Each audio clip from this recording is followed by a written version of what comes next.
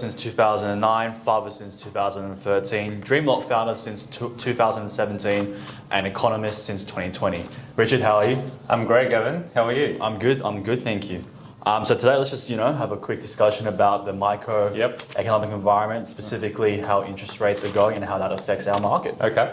All right, so let's get started. So first question, do you think the RBA made a mistake in lowering the cash rate all the way down to 0.1% during the early stage of the pandemic? No, I don't. I think they made a great decision. Yeah. I was predicting they actually lower the rate all the way to zero. Right. Because let's face it, it was a challenging time. Definitely a hard time. Very unprecedented. Exactly. Yeah. Very unpredictable. Yeah. And they were very effective and very productive to drop the rate that fast. Mm-hmm. It's something you never seen before. Yeah. Very bold move from them, but they certainly took the leadership and responsibility. Yeah. And all the credit to them. They did Australian people proud. Yeah. That's what I think. Yeah, I 100% agree with that. Just moving on, number two. So this is a bit controversial, but I want to get your take on Philip Lowe previously stating interest rates would not rise until 2024. And do you think this was inappropriate for an RBA governor to make a statement like that? Normally, you wouldn't say anything like that. Yeah, because it will have you're making promises you can't guarantee. Side effects to the market in general, right? Yeah. Yes, we'll probably see housing market took off after that comments. Yeah. We also see the stock market also took off after that. 100%. Right? Yeah. Normally, I would say it's not a great way to predict in the future, especially it's 4 years down the track. Yeah. But again, we do have to acknowledge that they were under unprecedented time at the early stage of COVID lockdown. Yeah. In history, by average, for a global pandemic or global disease, there's 10 years average to produce any kind of vaccine. Yeah. So no one could foresee we could potentially have a vaccine, in the next 12 to 24 months. Right. And based on the models presented to the RBA members, I believe they made a right call. And even though 2024 there's no interest rate hikes, might seem, a bit overstretched today, bold statements. Very bold statement. Yep.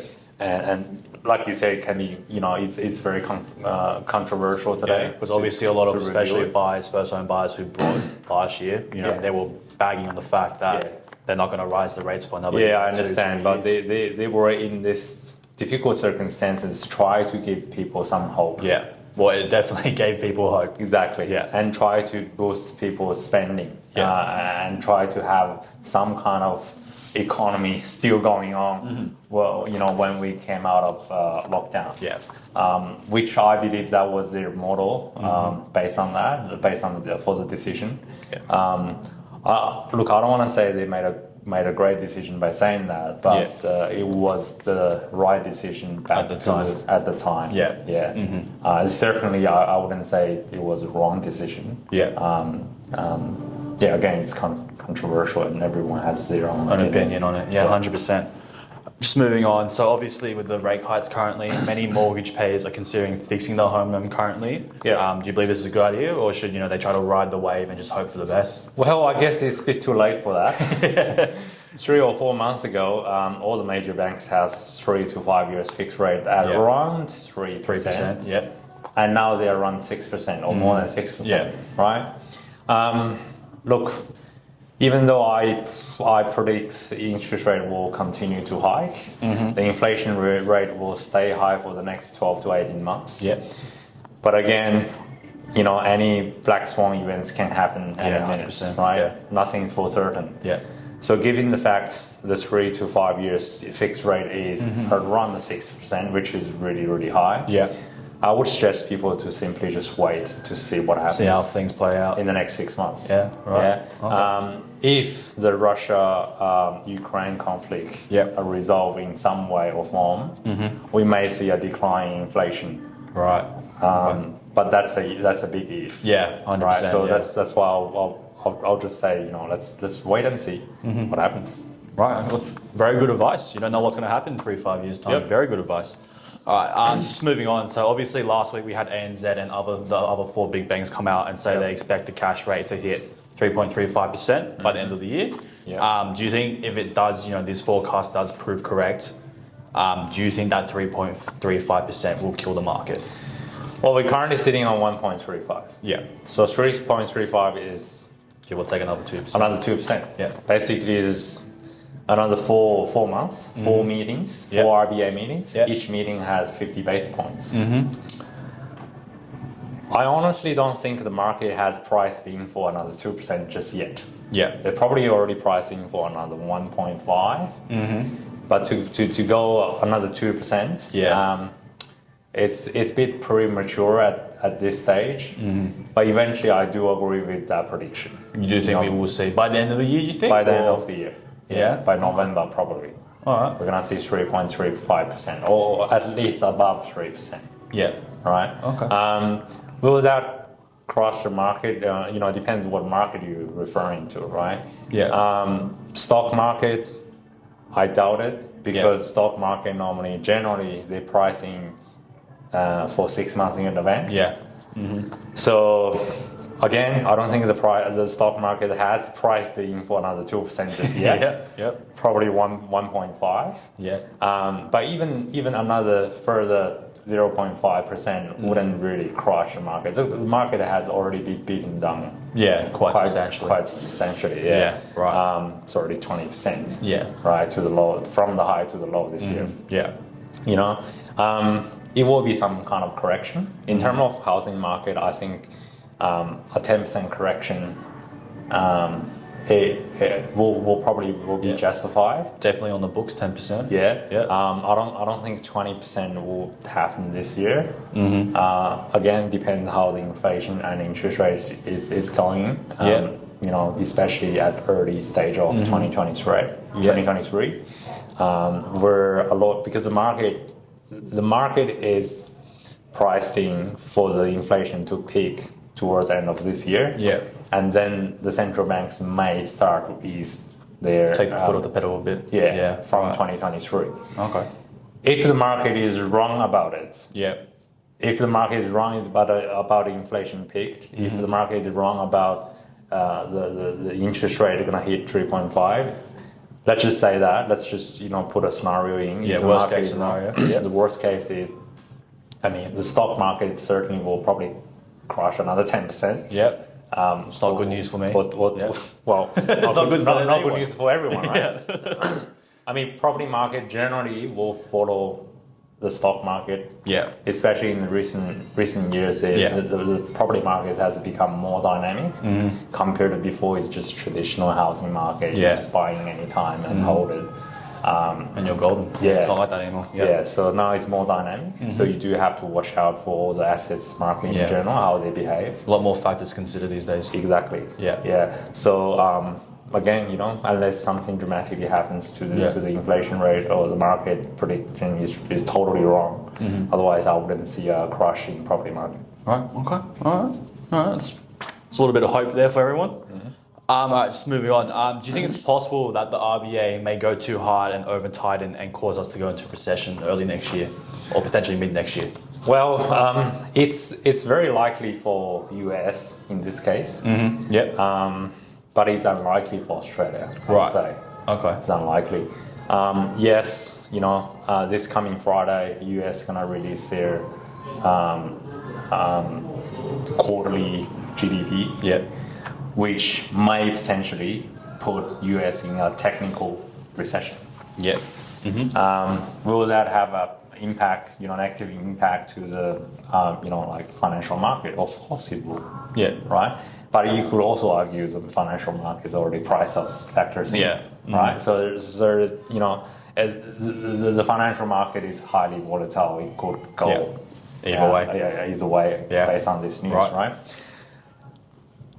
I guess it all depends on the third quarter GDP figures for the US to determine if they are really in a not just a technical recession, but a real recession. Full blown on recession. And it's continuing to decline quarter by quarter. Yeah. Right. So for Australia, we do have to watch closely to their, this coming Friday's figure, as well as 3 months down the track. Yeah. We have to see how they go, because we are not immune to those figures, right? Yeah. So US may really just drag us down the water. Yeah. With them. Yeah.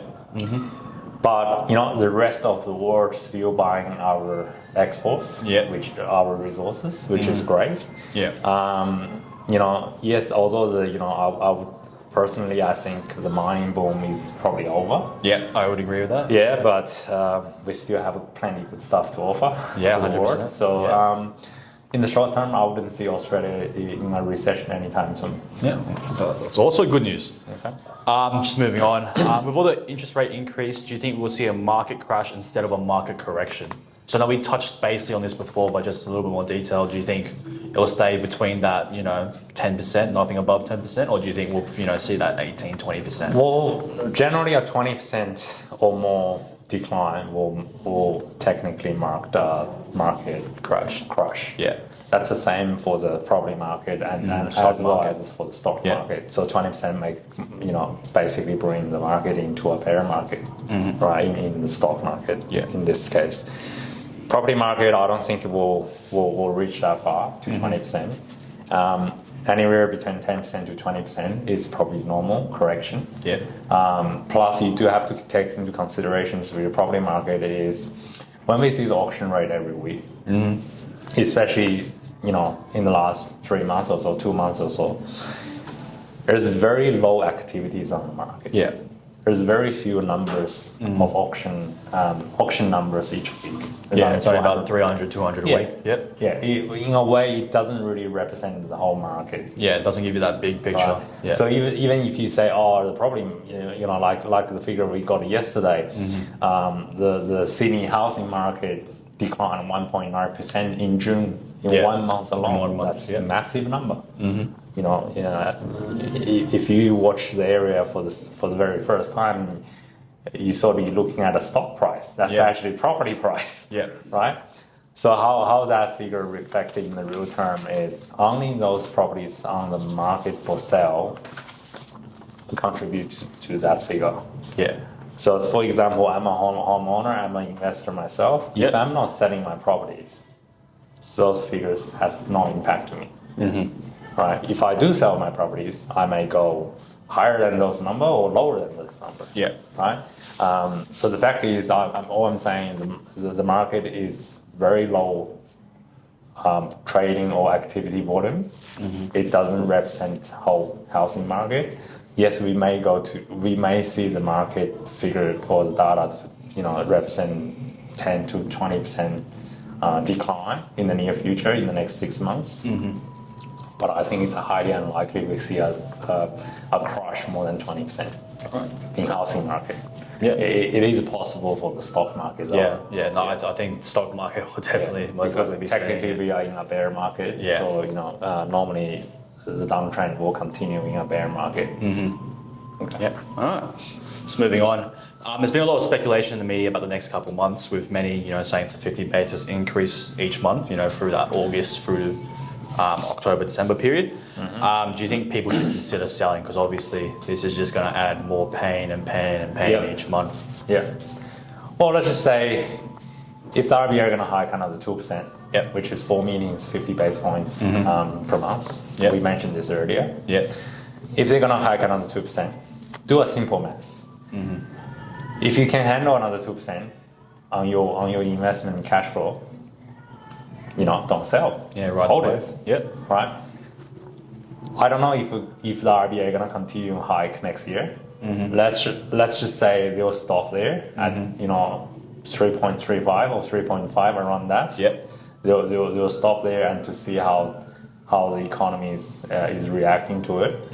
And realistically, we won't. Personally, I would predict 3.5 probably will last to probably next March. Right. So when RBA will review things probably next March or April before they make further decisions either to increase again or to just hold there. They're happy with, even though we touched about this the other day about the inflation rate. Yeah. Even though the inflation probably will remain high around 5 to 6%, but they're happy to have a good balance there to just hold their position and to see what happens. In that case, hold it if you can weather the storm. Otherwise, sell it. Yeah. Sell it at all costs. That's what I would say. Yeah. Because as an investor, you couldn't possibly increase your rent every month to match the rate hike. Yeah. 100%. Yeah, that's not possible. It's not possible. Yeah, so either you just hold it and hope for the best, I guess. Yeah, well, some investors are better off than others. Right? If you do have tons of cash in the bank, there's nothing to worry about. Yeah. And on the very opposite, it's probably the best time to shop around. Yeah. We can talk about that later. Yeah. But if you're very tight on the cash flow, it's time to sell. Right. Yeah. Let's just touch base on what he just said. So let's say hypothetically, I am that very cashed up investor. Yep. In this current rate cut environment, I'm cashed up. I have $1 million plus in the bank, ready to buy. Good. Do you think I should be buying? And what should I be looking at? Should I be looking at houses, apartments, established, or even off the plan? Right. I do believe you should be shopping around. Yeah. And I do believe the next 12 to 18 months will probably be the best period to shop around.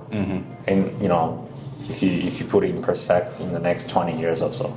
Yeah. 10 to 20 years. Yeah. Generally speaking, if you are a property investor in Australia, you should at least expect yourself to hold that property for more than 10 years to make a substantial profit or capital gain, right? Otherwise, why wasting the time? Yeah. You're going through different time frame of market cycles, right? It's impossible to position yourself to buy at low and sell at high. Yeah. It's impossible. It's even impossible, it's impossible for economists. Yeah. So it's impossible for everyday ordinary investors, right? Yeah. It's impossible. So I would suggest you, if you have tons of cash, there's two options for you, right? So number one is you do hold some of that cash. Yeah. I mean, sometimes waiting is also gaining because you're not losing in value. Yeah. Right. So holding some of the cash and just waiting on the sideline to see waiting for the right time to pounce. Yeah. Right timing. Timing is great. Timing is very important. Alternatively, you can go shop around. Yeah. But when you buy new property, when you mention, what type of property or, I would suggest you to buy, not to go into those high-end properties because I do still believe they probably have room to decline. Yeah. Yeah. Right. In the short term, especially with the rate hike. Yeah. What I think you should be looking for is townhouses, especially in Sydney. If you're looking to buy in Sydney, right? You're gonna look for townhouses somewhere between $1 million to $1.5 million. That's that very nice sweet spot. And whether or not you should be buying new properties or existing properties, that's totally up to you. Yep. But generally speaking, new properties are a little bit more expensive than existing properties. Yep. But they're also better designed, better condition. Yeah. It's brand new, and you're planning to hold it for more than 10 years. Yeah. And so it's going to be very low maintenance for you in the next 10 years. And as a property investor, you'll probably have more rental. Yeah. New property or easier rental. Yeah, more desirable. Low maintenance. Yeah. Right. There's a lot of pro and cons for new properties. We can debate about that. Yeah. There's also potentially off the plan opportunities you could explore into, but just be careful. We touched that again earlier. You have to choose reputable developers. Yeah, 100%. Yeah. So ideally, public companies. Like your Lendleases, Stockland, Mirvacs. Exactly. Yeah. Exactly. They do have a very good track record. Yeah. Those developers have tons of cash in reserve, so they're not going.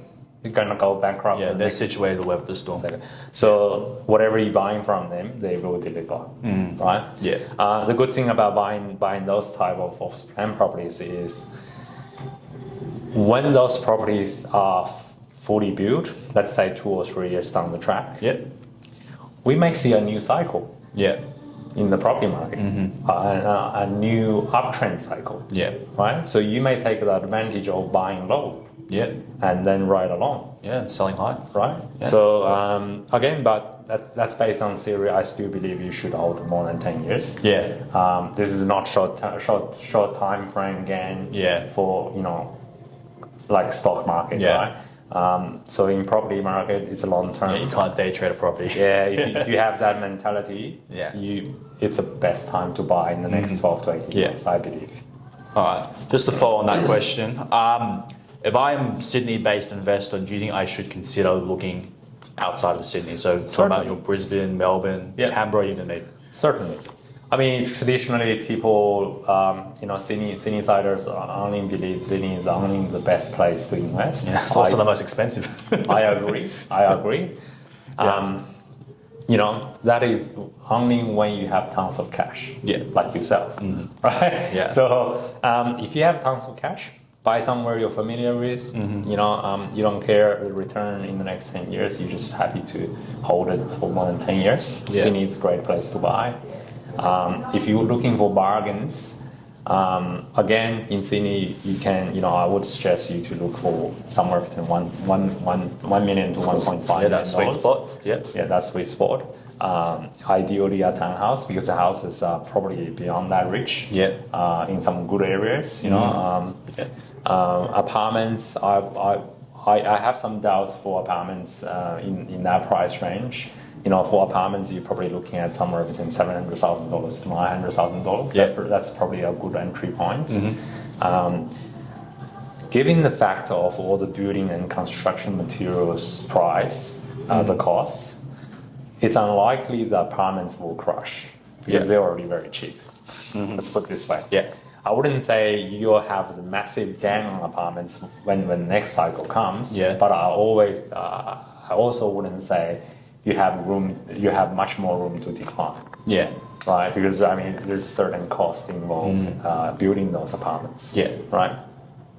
In terms of going to a different city, that's something I would personally happy to consider. But everyone is different. Yeah. You do have to do your More due diligence involved. researches and ask the right people. Trying to avoid those areas who has never heard. Yeah. Or some kind of salesperson just trying to to pitch to you about how great a potential this is. Would you consider using a buyer's agent if you were doing interstate? Certainly. Yeah. Certainly. Why not? Save all your efforts and time going into that. That's great. Great message to go with that. Yeah. But offer the planning in a different city, or even just buying a property in a different city, it's a whole new topic. Yeah. It's a massive topic by its own. Yeah. Right. We can potentially schedule another Sounds session like a good just idea. for that. Yeah. I know there's not a lot of people interested at buying anything today, but we can potentially talk about it. Yeah. It's Could be a good opportunity. 100%. give people some expertise, investment advice based on that. Yeah. Right? Before we wrap up, just finally, let's bring back the hypothetical situation we were talking about before, down to more realistic levels. All right. Let's say I am a first home buyer. I've only got, I don't have that $1 million plus in that bank. I need a loan. Do you think I should consider getting in because prices are so low and just kind of, hope for the best with those rate hikes and interest rates? Well, if you're a first home buyer, again, depends on your affordability. Yeah. Right. How much money, how much cash you do have right now. Yeah. If you do have that capability, or if you can, young people like you may get some help from parents. Yep. Go for it. Again, I do believe in the next 12 to 18 months, it will be the best time to buy. Yep. But if you're already very tight on your own calculations based on today's rate, It's not a reason to risk it. Yeah. Renting a property or just living with parents is totally fine. Yeah. Right. So, wait for this, storm to pass. Yep. And the market will present a better and more understanding picture for you as first home buyer to consider whether or not you should be entering the market. Yeah. Okay. All right. Well, thank you, Richard, for your time today. Thank you, Gavin. Yeah, ladies and gentlemen, thank you for listening. So don't forget to hit that like and subscribe, and we'll see you next time. Bye.